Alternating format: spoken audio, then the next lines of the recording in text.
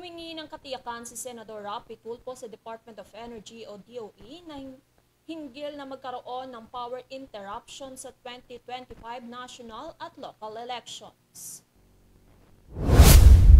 Tinanong ni Tulfo na namumuno sa Senate Committee on Energy ang DOE kung paano nito masisiguro na hindi matutuloy ang pagkawala ng kuryente na kasalukuyang bumabagabag sa ilang lugar sa panahon ng midterm elections. Sumagot si DOE Undersecretary Rowena Guevara na ang mga power plant na nakatakdang dumating sa bansa ngayong taon na mayroong mahigit 4,000 megawatts. Sinabi rin ni Guevara na inaasahang mas maraming plant ang darating sa Pilipinas sa susunod na taon. Nagpasalamat din siya sa National Grid Corporation of the Philippines o NGCP sa pagpapaikli ng oras ng paghihintay para sa System Impact Studies mula sa 1.5 taon hanggang 2 buwan.